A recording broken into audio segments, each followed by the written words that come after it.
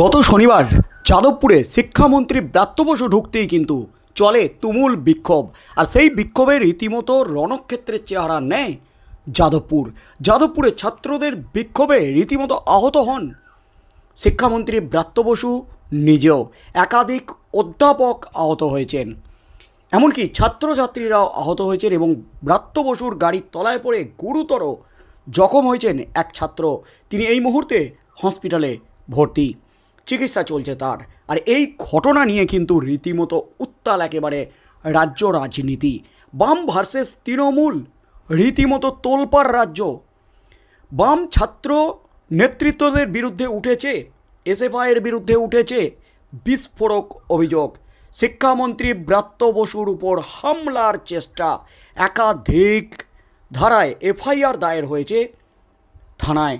তার মধ্যেই কিন্তু এবার যাদবপুর কাণ্ডে মামলা গড়ালো কলকাতা হাইকোর্ট পর্যন্ত। সেখানে উঠল পুলিশের বিরুদ্ধে বিস্ফোরক অভিযোগ। আর যাদবপুর কাণ্ড নিয়ে মামলা কলকাতা হাইকোর্টে যেতেই কড়া নির্দেশ, চরম পর্যবেক্ষণ প্রধান বিচারপতি টি.এস. শিবজ্ঞানমের।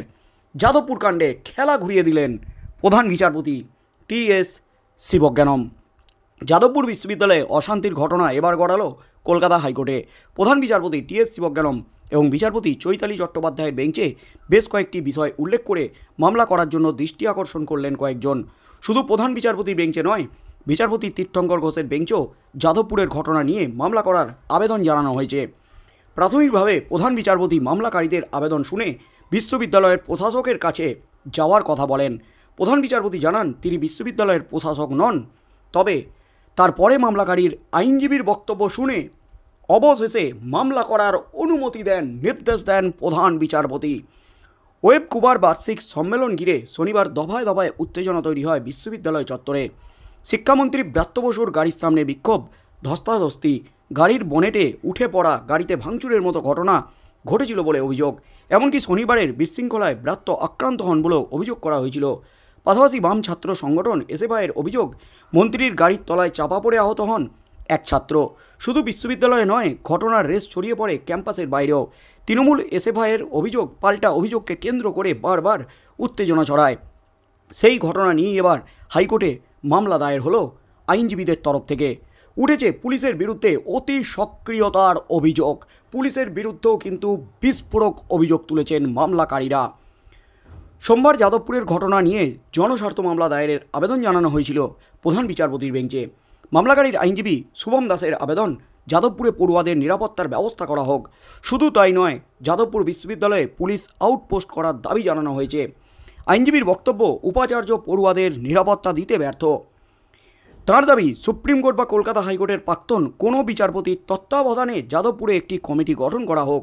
নিরাপত্তা নিশ্চিত করতে সিআইএসএফ বা অস্ত্রধারী পুলিশ দেওয়া হোক ক্যাম্পাসে। মামলাকারীর আবেদন শুনে প্রধান বিচারপতি বলেন, আমি যাদবপুরের প্রশাসক নই। তাঁর যুক্তি, এই সব বিষয় নিয়ে বিশ্ববিদ্যালয়ের প্রশাসকের কাছে যাওয়া উচিত। তারপরই মামলাকারীর আইনজীবী শনিবার যাদবপুরে ঘটা ঘটনার কথা উল্লেখ করেন, যা শুনে প্রধান বিচারপতি মামলা দায়ের করার অনুমতি দিয়েছেন, কড়া নির্দেশ দিয়েছেন। নিরাপত্তা সংক্রান্ত বিষয় ছাড়াও যাদবপুরে ছাত্র সংসদ নির্বাচনের বিষয়টিও সোমবার প্রধান বিচারপতির দৃষ্টি আকর্ষণ করা হয়। আইনজীবী অর্ক দাসের আবেদন, ছাত্র সংসদ নির্বাচন সংক্রান্ত মামলা এখনও বিচারাধীন। ওই মূল মামলার সঙ্গে যাদবপুরের বিষয়টি জুড়ে দেওয়া হোক। বৃহস্পতিবার সেই মামলা শোনার আবেদনও জানানো হয়েছে আইনজীবীর তরফ থেকে। প্রধান বিচারপতি সেই আবেদন মঞ্জুর করেছেন। অন্যদিকে যাদবপুরের গণ্ডগোলে পুলিশের ভূমিকা নিয়ে প্রশ্ন তুলেও হাইকোর্টে মামলা দায়ের হয়েছে। মামলাকারীদের অভিযোগ, যাদবপুরের ঘটনায় পুলিশ দুরকম ভূমিকা নিয়েছে। কখনও তারা অতি সক্রিয়, আবার কখনও নিষ্ক্রিয়তাও দেখিয়েছে। মামলাকারীর দাবি, শনিবারের ঘটনায় মোট 7টি এফআইআর দায়ের হয়েছে। তার মধ্যে পুলিশই স্বতঃপ্রণীতভাবে 2টি মামলা করেছে। অথচ বামপন্থী পড়ুয়াদের কোনো অভিযোগ গ্রহণ করেনি পুলিশ। উল্টে এখন মেসগুলিতে তল্লাশির নামে তাদের হেনস্থা করা হচ্ছে, আতঙ্ক ছড়ানো হচ্ছে। বিচারপতি ঘোষ মামলা দায়েরের অনুমতি দিয়েছেন। আগামীকাল বিচারপতি তীর্থঙ্কর ঘোষের এজলাসে উঠতে চলেছে যাদবপুর সংক্রান্ত মামলা, অর্থাৎ যাদবপুর সংক্রান্ত একাধিক মামলা। রাজ্যের বিরুদ্ধে, রাজ্য পুলিশের বিরুদ্ধে অতি সক্রিয়তার অভিযোগ তুলে মামলা। যেখানে শিক্ষামন্ত্রীকে হেনস্থা করার অভিযোগ উঠেছে, যেখানে রাজ্য সরকার তৃণমূল কংগ্রেস শিক্ষামন্ত্রী ব্রাত্য বসুর উপর হামলা করার অভিযোগ চালাচ্ছেন। সেই অভিযোগে যখন 7টি এফআইআর দায়ের হয়েছে, ঠিক সেই মুহূর্তে এবার সরাসরি প্রধান বিচারপতি টিএস শিবজ্ঞানমের এজলাসে উঠল যাদবপুর সংক্রান্ত মামলা করলেন ছাত্রছাত্রীদের তরফ থেকে। বামপন্থী ছাত্রছাত্রীরা তারা মামলা দায়ের করলেন। শুধুমাত্র প্রধান বিচারপতির এজলাসে নয়, একাধিক মামলা দায়ের হয়েছে। বিচারপতি তীর্থঙ্কর ঘোষের এজলাসে মামলা দায়ের হয়েছে এই যাদবপুর সংক্রান্ত বিষয় নিয়ে। তবে প্রধান বিচারপতির প্রাথমিক পর্যবেক্ষণ ছিল, আমি বিশ্ববিদ্যালয়ের প্রশাসক নই, আপনারা বিশ্ববিদ্যালয়ের কাছে যান। তবে নিরাপত্তা দেওয়ার কিন্তু একটা দাবি উঠেছে ছাত্রছাত্রীদের তরফ থেকে। বিশ্ববিদ্যালয়ের উপাচার্য ছাত্রছাত্রীদের নিরাপত্তা দিতে ব্যর্থ, তাই অস্ত্রধারী পুলিশ বা কেন্দ্রীয় বাহিনী নামানো হোক যাদবপুর বিশ্ববিদ্যালয়ে, এমনই কিন্তু দাবি ছাত্রছাত্রীদের তরফ থেকে। এমনকি পুলিশের বিরুদ্ধে অতি সক্রিয়তার অভিযোগ তোলা হয়েছে। কখনো অতি সক্রিয় থেকেছে পুলিশ, কখনো নিষ্ক্রিয় থেকেছে পুলিশ। এমনকি যে বিস্ফোরক অভিযোগ তোলা হয়েছে, যে 7টি মামলা দায়ের হয়েছে, এফআইআর দায়ের হয়েছে, তার মধ্যে 2টি স্বতঃপ্রণোদিতভাবে ছাত্রছাত্রীদের বিরুদ্ধে পুলিশ এফআইআর দায়ের করেছে। এবং ছাত্রছাত্রীরা যখন এফআইআর বা অভিযোগ দায়ের করতে গেছে, পুলিশ কোনো পদক্ষেপ নেয়নি।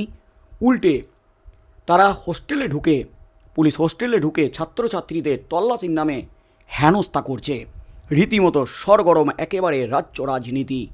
আগামীকাল বিচারপতি তীর্থঙ্কর ঘোষের এজলাসে উঠতে চলেছে যাদবপুর সংক্রান্ত অভিযোগের একটি মামলা, এবং তারপর প্রধান বিচারপতির এজলাসে উঠতে চলেছে আগামী বৃহস্পতিবার যাদবপুর সংক্রান্ত মামলা।